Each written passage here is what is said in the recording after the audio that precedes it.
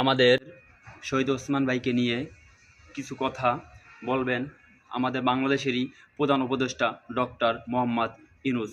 চলেন তার মুখে বাকি কথাটা শুনে আসি। শরীফ ওসমান হাদি আর আমাদের মাঝে নেই। ইন্না লিল্লাহি ওয়া ইন্না ইলাইহি রাজিউন। কিছুক্ষণ আগে সিঙ্গাপুরের পররাষ্ট্রমন্ত্রী ভিভিয়ান বালাকৃষ্ণন আমাকে টেলিফোনে এই হৃদয় বিদারক সংবাদটি জানিয়েছেন। ফেসিবাদ ও আধিপত্যবাদ বিরোধী সংগ্রামের এই অমর সৈনিককে মহান রাব্বুল আলামিন শহীদ হিসেবে কবুল করুন, এই দোয়া করি। আমরা সবাই মিলে এই দোয়া করি। শরীফ ওসমান হাদির এই অকাল মৃত্যুতে আমি গভীর শোক ও দুঃখ প্রকাশ করছি।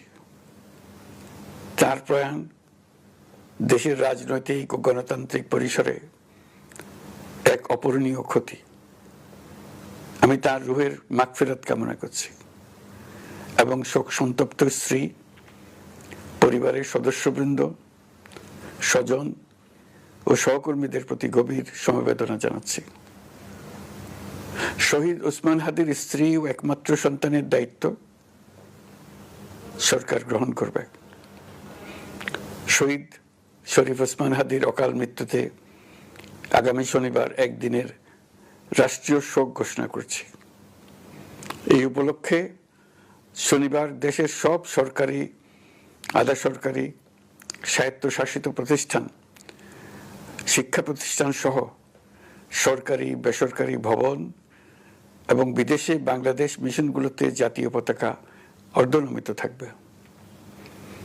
একই সাথে আগামীকাল শুক্রবার বাদ জুমা দেশের প্রতিটি মসজিদে শহীদ ওসমান হাদির রুহের মাগফিরাত কামনায় বিশেষ দোয়া ও মোনাজাতের আয়োজন করা হবে। আপনারা তাতে শরীক হন। অন্যান্য ধর্মের উপাসনালয়গুলোতেও আয়োজন হবে বিশেষ প্রার্থনার। আমি বিশেষ কৃতজ্ঞতা জানাই সিঙ্গাপুর সরকারের প্রতি। তারা হাদির চিকিৎসা অত্যন্ত আন্তরিকতা ও পেশাদারিত্ব দেখিয়েছেন। বিশেষ করে সিঙ্গাপুরের পররাষ্ট্রমন্ত্রী ভিভিয়ান বালাকৃষ্ণন, যিনি একই সঙ্গে একজন বিশিষ্ট চিকিৎসক, তার প্রতিও তিনি নিজে হাদির পরিচর্যা করেছেন, আমাকে নিয়মিত চিকিৎসা সম্পর্কে খোঁজ খবর দিয়েছেন। এই নৃশংস হত্যাকাণ্ডের সঙ্গে জড়িত সকল অপরাধীকে দ্রুত আইনের আওতায় আনা হবে এবং তাদের বিরুদ্ধে সর্বোচ্চ শাস্তি নিশ্চিত করা হবে। এই বিষয়ে কোনো ধরনের শৈথিল্য দেখানো হবে না। বিপ্লবী রক্তে উজ্জীবিত এই তরুণ নেতা ওসমান হাদি ছিলেন প্রতিবাদের অনন্য প্রতীক। তার কর্মের মধ্য দিয়ে তিনি শুধু প্রতিবাদ নয়, দেশপ্রেম, ধৈর্য ও দৃঢ়তার অনন্য দৃষ্টান্ত রেখে গেছেন। আমি দেশের সকল নাগরিকের প্রতি আন্তরিক আহ্বান জানাচ্ছি, আপনারা ধৈর্য ও সংযম বজায় রাখুন। আইন শৃঙ্খলা রক্ষাকারী বাহিনী ও সংশ্লিষ্ট সংস্থাগুলোকে পেশাদারিত্বের সঙ্গে তদন্ত কার্যক্রম পরিচালনা করে সুযোগ দিন। রাষ্ট্র আইনের শাসন প্রতিষ্ঠায় সম্পূর্ণরূপে প্রতিশ্রুতিবদ্ধ।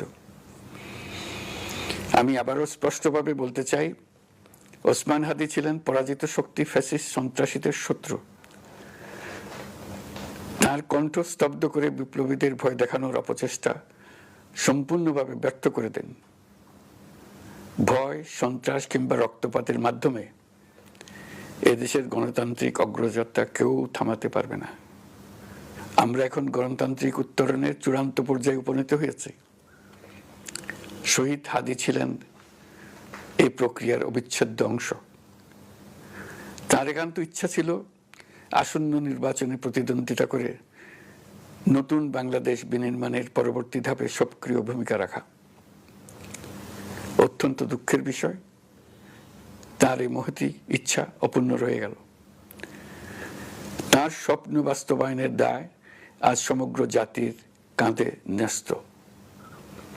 আগামী দিনগুলোতে আমাদের সবাইকে ধৈর্য, সংযম, সাহস ও দূরদর্শিতার সঙ্গে এগিয়ে যেতে হবে, যাতে নির্বাচন ও গণতন্ত্রের শত্রু ফ্যাসিস্ট সন্ত্রাসী অপশক্তিকে চূড়ান্তভাবে পরাজিত করা যায়। এই শোকের মুহূর্তে আসুন আমরা শহীদ শরীফ ওসমান হাদির আদর্শ ও ত্যাগকে শক্তিতে পরিণত করি, ধৈর্য ধারণ করি, অপপ্রচার ও গুজবে কান না দিই এবং যে কোনো হঠকারী সিদ্ধান্ত থেকে বিরত থাকে। যারা দেশকে অস্থিতিশীল করতে চান